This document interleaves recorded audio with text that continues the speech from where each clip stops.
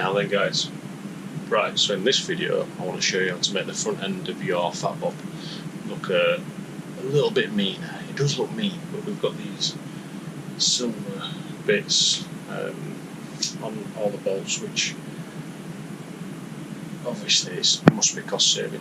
Must be. I don't know why you would put black on there. I like black. Then again, maybe it's my taste. So for this one it's pretty simple. All you need is some masking tape. So stick a little bit of masking tape over there.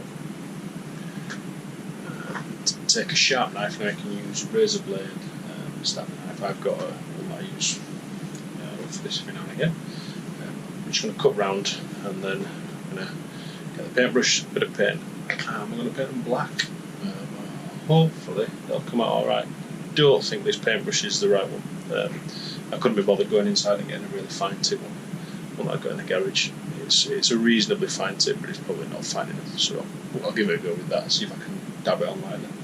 Might need a few coats. If not, you'll see me come back with a really fine brush. When I say fine, it's almost like that. So anyway.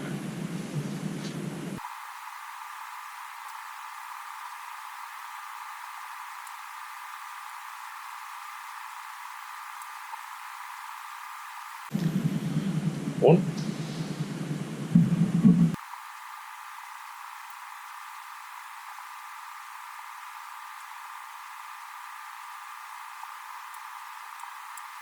I'm just going to do this one side just to see what it comes out like.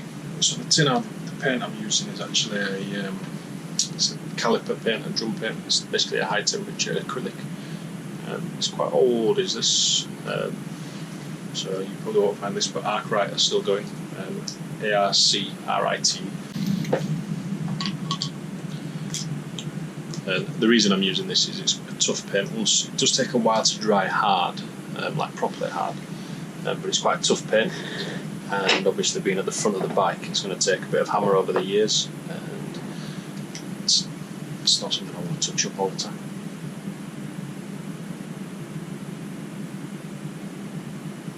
What I've done is put on a really light blob. I'm not sure if the GoPro focus, they're not very good at focusing on it when the stuff's close. It usually helps me now, because I just want to do some light coats. Obviously this is quite a big bolt. On the smaller bolts it's going to stop you from getting the Torx bit. On a bigger bolt there's a lot more Torx bit to grind the paint away. As soon as you use this, undo these, you're going to have to redo it, so hopefully that's not going to be for a long time, a good few years, until the fork oil needs replacing. Then we strip them, nitrum or something like that, do it again.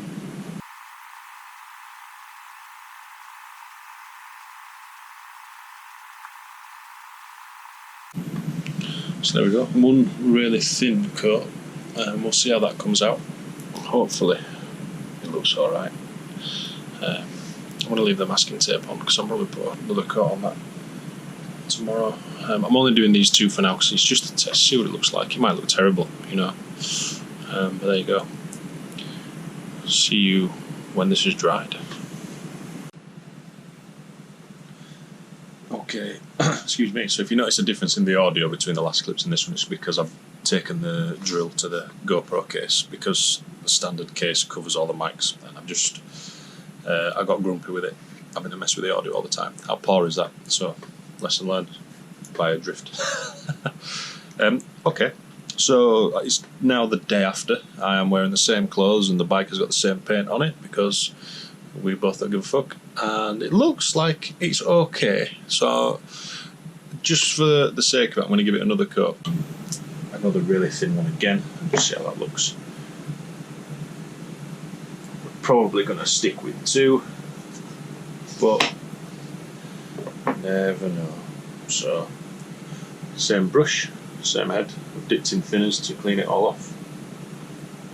Can't really beat thinners these days because you can't get any really savage chemicals like you used to.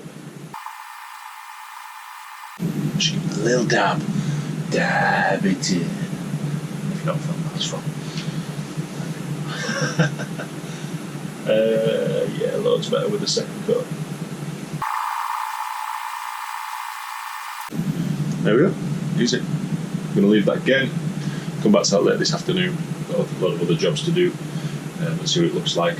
And if I like it, I'm going to do obviously all the other bolts.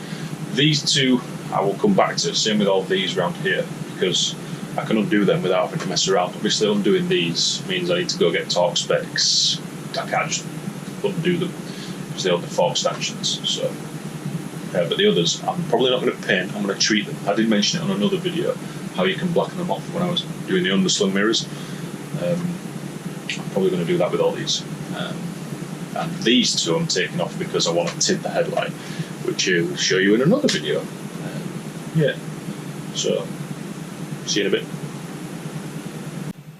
Okay guys, it's a few hours later. It's been a warm day today. It's 21 degrees in the garage, which is pretty hot. I'm going to stick with 2 coats because look at that, looks good. Right guys, so I'm on with doing the last few bolts. I'm just going to whip through these, but I did want to just give you another little tip.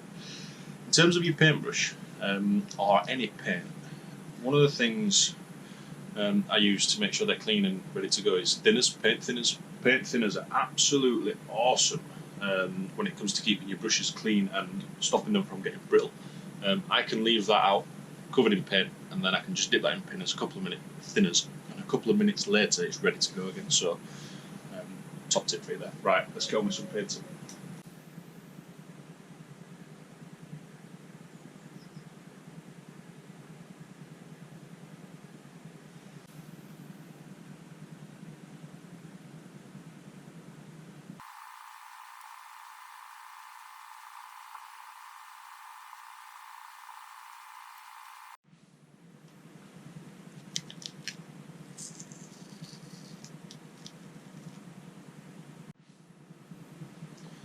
Okay, so what you see here is where the masking tape hasn't stuck down perfectly, so we've got a little bit of an overrun.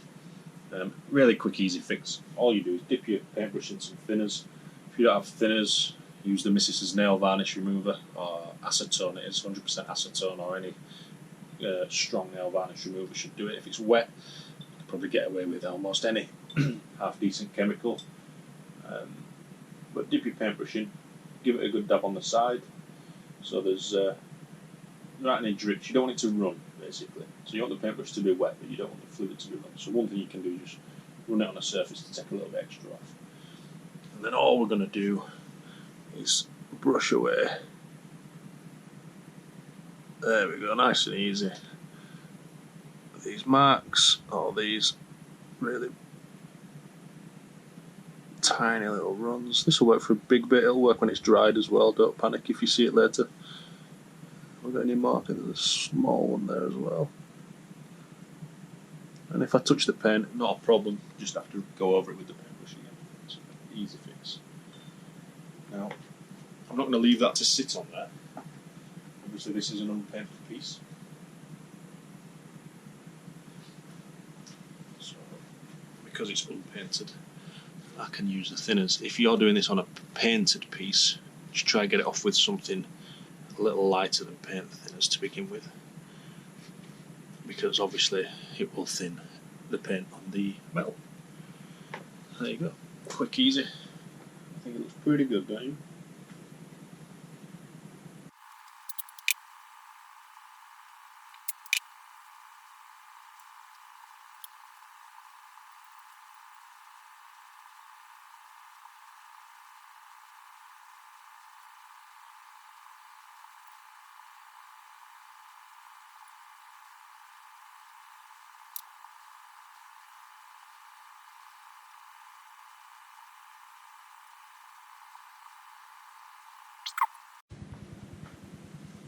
So there we go, that's the front end done. I think it looks loads better. I've done, obviously, these bolts. There's a couple of other bits that I'm going to do. These bolts that you can't see on camera down at the bottom. Give you a bit of a closer look, but normally this absolutely kills the audio.